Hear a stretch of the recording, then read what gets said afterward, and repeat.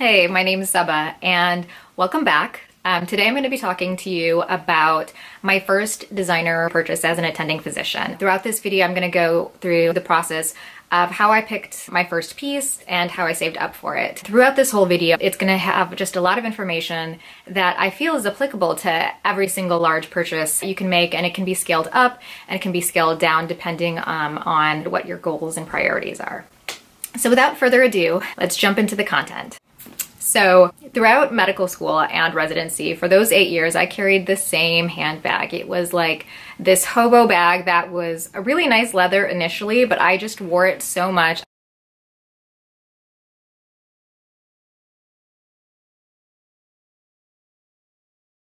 And it was discolored, it was peeling, it looked like it was dirty, it was really just disgusting. So by the time that I finished residency, I just really wanted to replace it with something that was really nice. This wasn't like a big dream of mine to have a luxury designer bag. Like if you asked me like a few years ago if I ever thought about owning a designer bag, the answer would be heck no. Like I never even like imagined like having pieces of this caliber in my wardrobe. But I don't know, it was just something that I wanted to purchase to celebrate being a physician. A lot of my biggest dreams are not financially driven, but this was just something nice that I wanted to have. So prior to purchasing my first piece, I was lucky to be introduced to the works of Marie Kondo and Ramit Sethi. You might already know Marie Kondo from her new Netflix series, but before that, she was already a world-renowned organizing consultant and author of the #1 New York Times bestseller, The Life-Changing Magic of Tidying Up, which truly changed how I perceived material goods and other things that occupied space within my life. The premise of the book is ruthlessly striving to keep only things in your life that spark joy. She goes on to say in her book that tidying is not the final destination. It is just a tool to help you establish the life that you want. So before even starting the tidying process, Marie actually recommends that you first visualize the life that you want. And thereafter, select the things that you keep to be items that spark joy and are also consistent with that ideal lifestyle. And that visualization process helped me find my own style, which is classic, feminine. I'm really inspired by royalty, actually, but at the same time, I don't want to sacrifice comfort and functionality.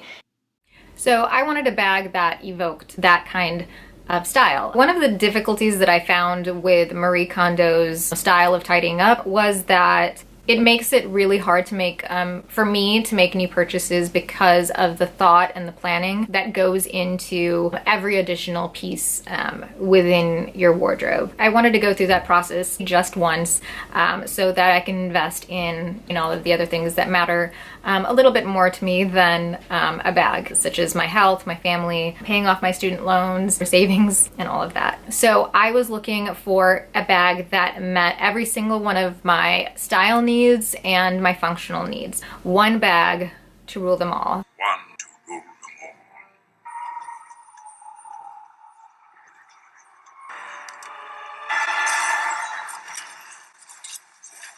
I was looking for something classic, but still very functional, lightweight, comfortable. I could wear it crossbody so my hands were free. A bag that would last me for at least a decade, that can carry all of my things, and I do carry an awful lot. I wanted the bag to be a neutral color, but not black, because I already have black hair, dark eyes. I wanted something that contrasted a little. I ideally wanted something that wouldn't depreciate in value, maybe something that I could pass down. So with all that in mind, and after a ton of research, I finally found my bag, which was the Turenne by Louis Vuitton in a size GM, the largest size, which was unfortunately discontinued a couple years prior to me starting my search.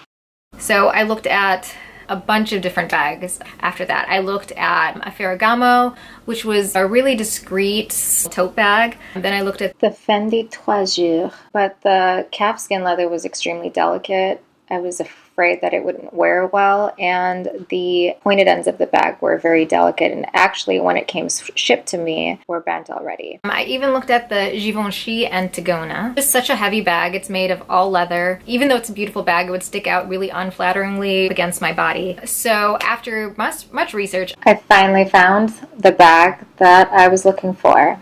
The Speedy Bandouliere by Louis Vuitton. A bag that's been made since the 1930s and made famous by none other than Hollywood royalty, Audrey Hepburn.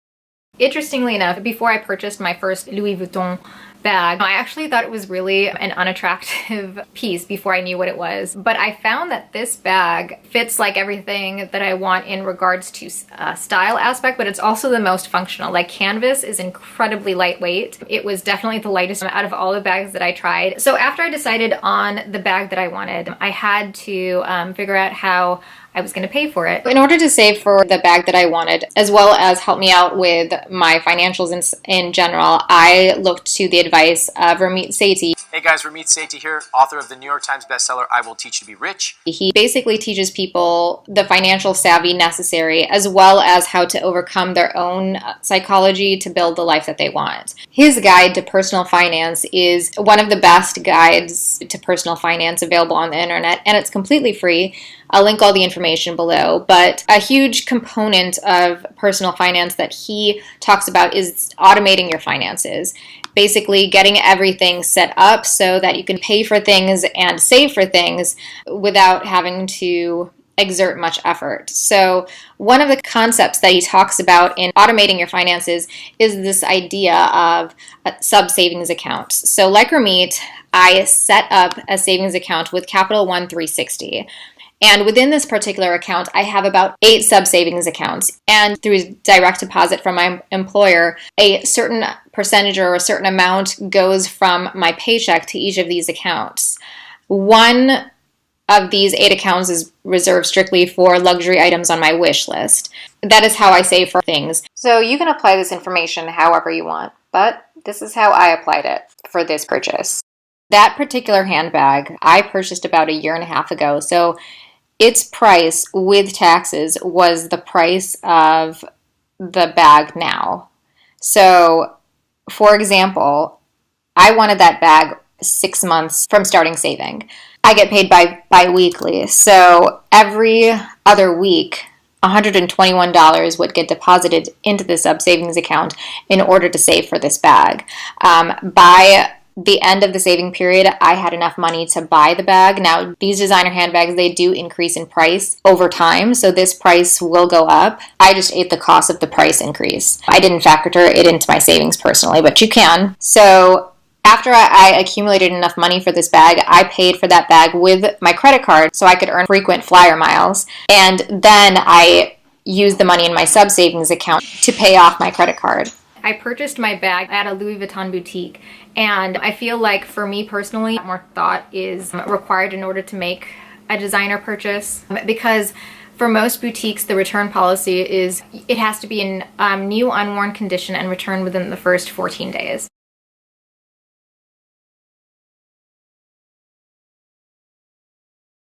So I saved for about 6 months for this piece. I ultimately decided to go with the Speedy 30 because I was worried that the 35, although it was functionally more consistent with my lifestyle, I was afraid that the size of it would overpower my body. Unfortunately, I realized that I made a mistake, that I should have went for the 35 because I carry my life with me in my bag. It was kind of upsetting, despite all the research that I did, to find out that I went for the wrong bag. So about a year later, using the same principles, I purchased the Louis Vuitton Speedy B in 35. This bag that I am in love with, it is huge, it does overwhelm my frame, but it is definitely more functional. I can carry all the things that I need to carry. This is in the Damier Ebene.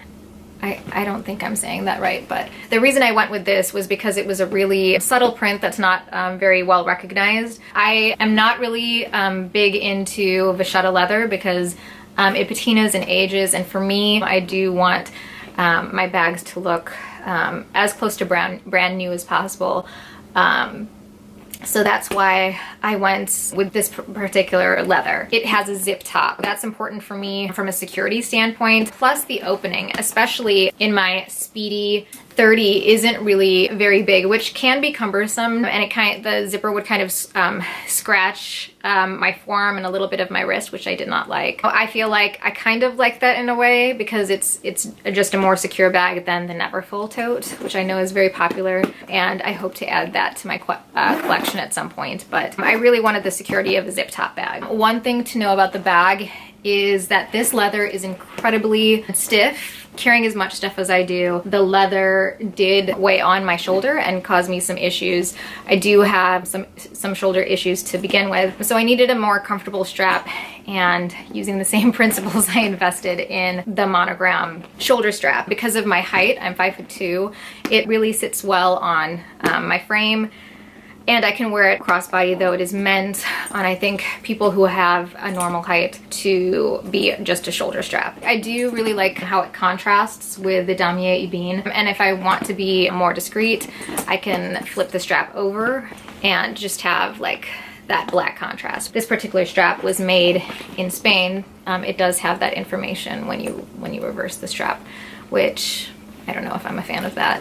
So this is the strap that the bags came with. This is in the treated leather. It's really stiff and doesn't really give a whole lot. So if you have a large bag and if you're carrying a lot of stuff, which I usually do, I found this strap digging in to my shoulder in a very uncomfortable way, even when I had my winter coat on. Currently, it's in the setting of crossbody, this full strap. You can remove the center of the strap so it can transition the bag into a shoulder bag. I always kept it like this when I was using this strap. Another thing that I didn't like about this strap was this metal. Whenever I would wear my hair down, my hair would get caught in this, which would actually pull on my hair, and that was really uncomfortable. So that was another reason that I purchased the shoulder strap separately, which for me works as a crossbody, but I gained a little bit of weight since then, and it really doesn't.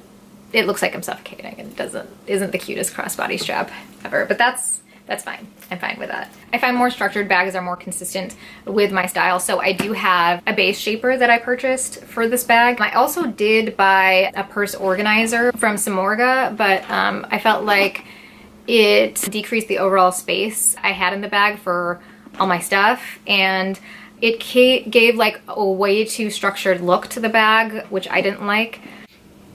So that was the story of my first designer purchase. Like I said before, these concepts of investing in something or saving up for a large purchase can be scaled up, scaled down, depending on your priorities. If you're saving for a car or your designer bag, these are all concepts that are applicable to so many purchase situations in life. So I hope you found that this video helpful. And if you liked what you saw, don't forget to subscribe to my mailing list, where you can get more tips on how to live a more satisfying life, however you define that.